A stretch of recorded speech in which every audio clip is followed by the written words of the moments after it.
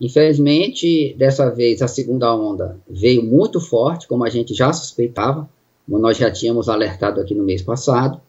Provavelmente, a variante P1 já está predominando em praticamente todo o Brasil, né? Não temos dados de todos os locais. Aqui no Maranhão, nós só temos um caso confirmado de P1, mas os exames foram encaminhados e até agora não veio o resultado. Mas é bem provável que essa variante já esteja predominando.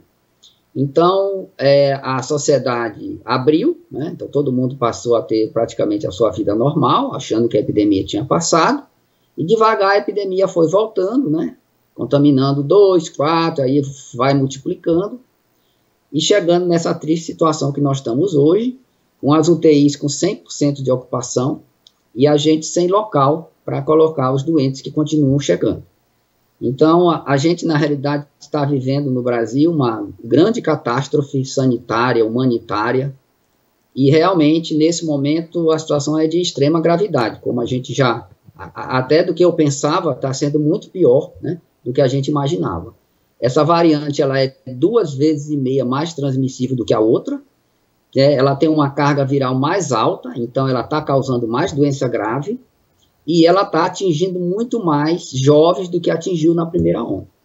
Quanto mais velho a pessoa é, né, mais aumenta a mortalidade. O jovem geralmente suporta melhor essas doenças. Mas mesmo em jovens, por exemplo, o Major Olímpio é um exemplo, era um homem de 58 anos, então não era tecnicamente idoso ainda, né, e ele não tinha comorbidade, era uma pessoa absolutamente saudável. E aí o vírus chega, né, rapidamente, e aí em questões aí de algumas semanas, né, destrói a pessoa completamente. E não é possível a gente saber quem é que vai, né, ser contaminado e vai ter uma doença leve, e aquela pessoa que vai ser contaminada, infelizmente, vai morrer. Não tem como a gente saber isso com antecedência. Por isso é que é fundamental todo mundo se proteger. Na primeira onda, a gente praticamente não viu casos em criança, né? A gente está vendo agora, não são muitos, mas a gente está vendo casos em crianças. Aqui na Grande Ilha, as UTIs pediátricas estão também lotadas com fila de espera. Na primeira onda, as UTIs pediátricas ficaram praticamente vazias, né? Que não houve caso. O Brasil nunca conseguiu fazer um fechamento completo, né? Então, eu lembro que em maio aqui teve a decretação do lockdown aqui na ilha, no estado não, mas na ilha foi decretado o lockdown. Então, na realidade, as pessoas das áreas mais ricas praticamente ficaram em casa, as grandes avenidas ficaram sem carro, as praias esvaziaram, mas se a gente fosse nos bairros, a gente via que a população estava vivendo quase normalmente como antes, né? Os estabelecimentos comerciais dos bairros abriram, as pessoas continuaram indo à feira, continuaram se visitando, então não foi um lockdown completo. Mas chegamos a 55% de isolamento, né? E só para você ter uma comparação, São Paulo conseguiu chegar no pico a 60%.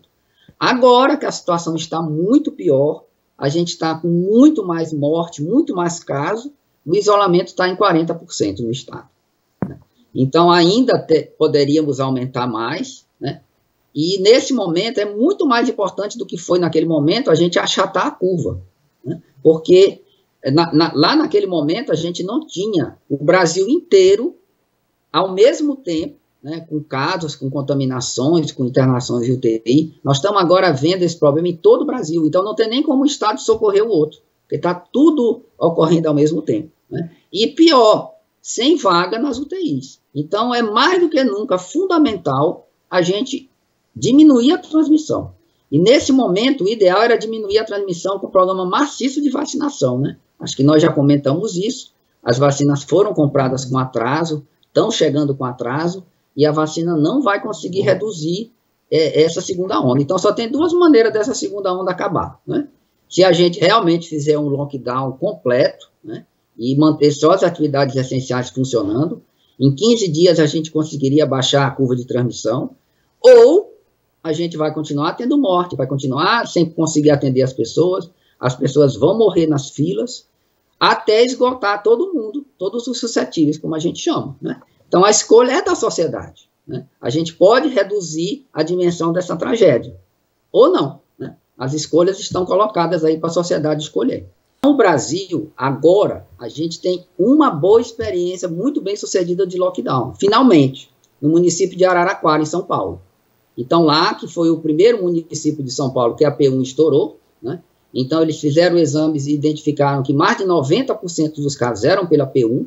Então, começou a morrer gente jovem, começou a lotar a UTI, começou a morrer gente na fila de espera, e o prefeito, junto com a secretária de saúde, tomaram a decisão corajosa de fechar a cidade.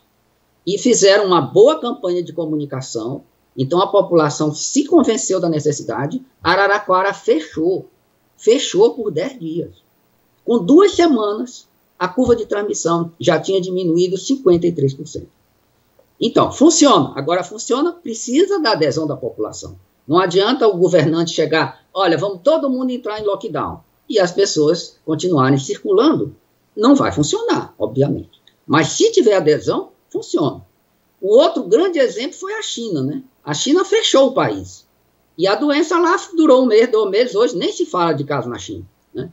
É até uma brincadeira, porque se você puder, gostaria até de comparar, né? Daqui a pouco o Balsas vai ter mais casos do que a China teve naquele primeiro momento da epidemia. Para fazer um lockdown, você tem que ter junto políticas compensatórias para que você possa fazer um lockdown.